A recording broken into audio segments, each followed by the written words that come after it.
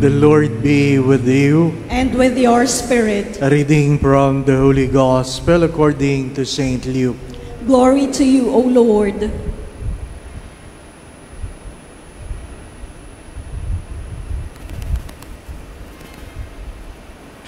Jesus said to his disciples, "Be sure of this.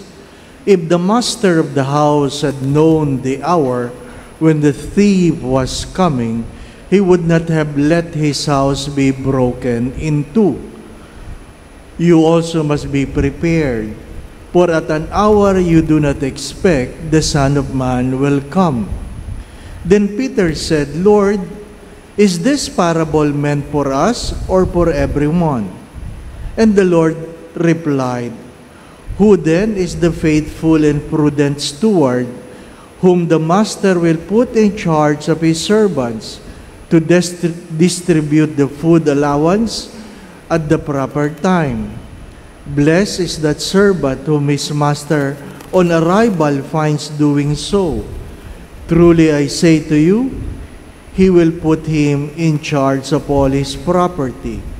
But if that servant says to himself, 'My master is delaying in coming,' and begins to beat the men servants and maid servants, to eat and drink and get drunk, then that servant's master will come on an unexpected day and at an unknown hour, and will punish the servant severely and assign him a place with the unfaithful. That servant who knew his master's will, but did not make preparation nor act in accord with his will, shall be beaten severely. And the servant who was ignorant of his master's will, but acted in a way deserving of a severe beating, shall be beaten only lightly. Much will be required of the person entrusted with much, and still more will be demanded of the person entrusted with more."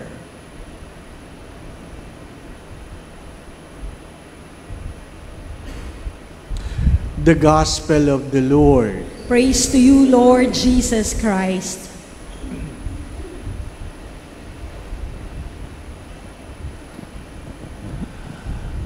We have heard the Indian proverbs that we have two dogs in our hearts, a bad dog and a good dog. What you feed will survive, what you will starve will die. It is what we have. And even Buddha once said, what you think you will become, and what you think what is useful, you will feed. The first reading speaks of that. Whom you serve is your master. Whom you serve is your master. Where you put your time is what is important to you. Hindi yung kung ano yung sinasabi mo, ito mahalaga sa akin. Hindi. Suriin po ninyo ang inyong maghapon, saan nyo ginugugol ang inyong mga oras. Where do you spend your time? It is what important to you. Whether on things or on relationship. Madali lang yung sabing, mahalaga ka sa akin. Pero kung wala kang oras na ginugugol para sa kanya, hindi talaga siya mahalaga. Hindi talaga siya mahalaga. My dear friends, my brothers and sisters, as I've said yesterday, we geared our loins. There is no time where we are allowed to do bad, and there is no wrong time that we can say, I cannot do good. You must know where you put your time. You must know where you put your time. Sabi nga nila, 7, 8, 9. Ay, 6, 7, 8 pala. Ang alin? Matulog ka daw ng 6 na oras, 7 oras, magtrabaho ka ng 8 oras, meron ka pa rin natitirang oras para sa sarili mo. Kaya pag sinabi mo, wala akong oras, hindi yan ang priority mo. Hindi yan ang priority mo. Noong unang panahon, nang walang cellphone, parang mas maraming oras, no? Mas maraming oras. Pero nang nagka-cellphone, parang wala ng oras sa ibang tao. Pati yung oras ng pagkain, nawala na yung oras ng pag-uusap. Nawala yung oras ng pag-uusap. Nandun na lang sa cellphone, hindi po ba, ano? Mahalaga yun. Mahalaga yun. Saan mo ginugugulang ngayong oras? Mahirap yung nagtatrabaho ka, pero ang laman ng screen ng iyong computer, iba. Di po ba? Ay ngayon, napakadali na lang mag-switch eh. Ha? Na pag naglalaro kang ganyan, isang pindot lang, spreadsheet na uli. Di po ba? Spreadsheet na uli. Ha? Napakadali. Napakadali. Ha? Sabi nga, kung sino makapangyarihan ngayon, Father, sa bahay? Sino makapangyarihan ngayon sa bahay? Sabi nga, sino? Yung may hawak ng switch ng TV.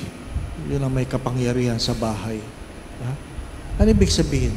Aba, Father, kung hindi mo hawak yung control ng TV mo, wala kang kapangyarihan. Ha? Ang hirap nun.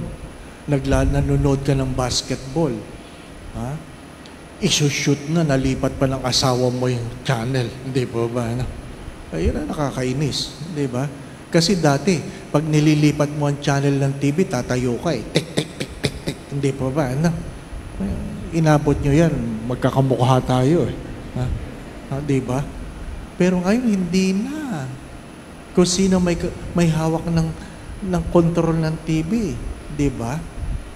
Nagtatawanan nga kami kasi nung panahon na yun, meron pang, pag nahihirapang pag lumalabo yung TV, ihahawakan mo pa yung antena. Yan. Pag binitawan, lalabo, hawakan mo na lang. Di ba? Di ba? Inabot niyo yun. Yung iba, iniikot pa yung antenang gano'n, di ba? Magsisigawan pa kayo. Yan! Why, lampas! Di ba? Yan ang panahon na yun. No? Bakit may oras tayo? Bakit may oras tayo? When life becomes convenient, we lost our time. We lost our time. And the gospel reminds us, you do not know when God will return. You do not know when God will return. Kahapon, isang obispong namatay. Ano pa? Bata pa, 67. Ano kinamatay? Naglalaro ng basketball. Sabi namin, ang ganda sana pag namatay ka, nagmimisa, no? Di ba yung tinataas mo yung ostyang ganyan, ang ganda, di po ba, ano? Ang ganda nun, di po ba, ano? Ha? Ay, namatay ka, naglalaro ng basketball. Di naman kasalanan yun, di po ba, ano? Pero alam mo, namatay ka, kasama mo yung kabit mo, ay, mahirap na, hindi po ba, ano? We are not in control. You are not in control. Where you put your time speaks of what is important to you. My dear friends, my brothers and sisters, ano sabi nila? The greatest mastery is the master of oneself. And the real mastery is when you put your life to save your soul. The greatest mastery is the mastery of self. And the mastery of self is when you're able to do things to save your soul. Ang hirap nga eh. Kasi pag kumakain ka, hindi mo naman tinatanong ano yung healthy. Ang tinatanong mo, ano ang masarap. Di po ba, ano? Pag ikaw ay namimili, anong tinatanong mo? What you can afford? O anong maganda? O ano ang mas mura? What are your choices? What do you feed? As the first reading said, what are you feeding will grow in you. Will grow in you regardless, my brothers and sisters. Food, things, people will grow. You cannot grow in relationship with your husband, with your wife, with your children, with your parents, if you don't feed that relationship. And feeding that relationship means to put time in it. Bakit hindi mo dinadalo ang iyong magulang? Naghahanap ako ng time. You never find time. You make time. Bakit hindi ka nagdadasal? Walang oras, Father. Mayroong oras. You make time. You never look for time. Today, in this busy world, my dear friends, my brothers and sisters, you will never find time. You will never find time. You have to make time. And that is the challenge of today.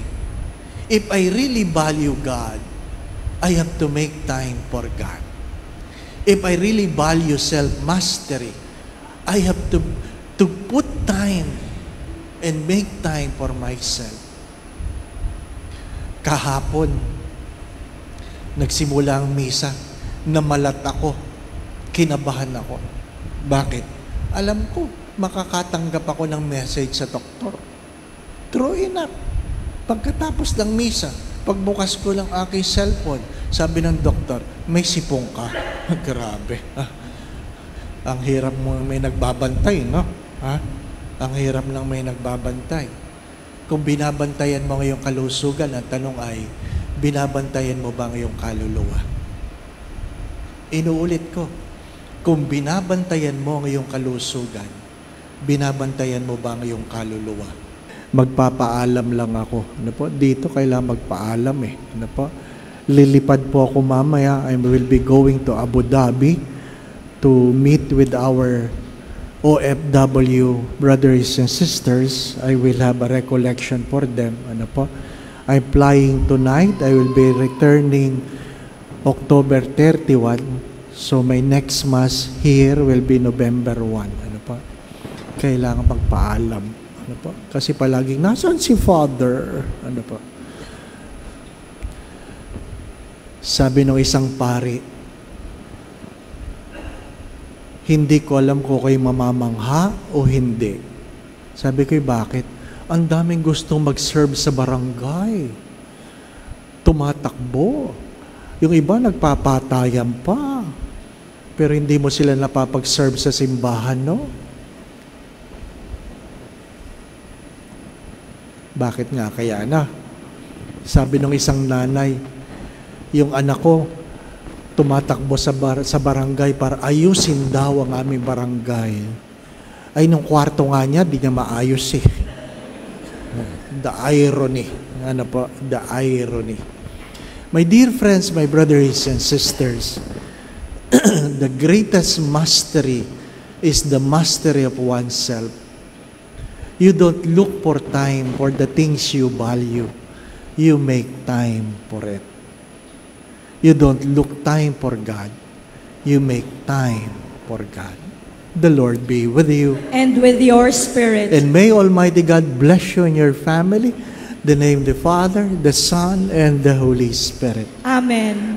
We go in peace to love and serve the Lord. Thanks be to God.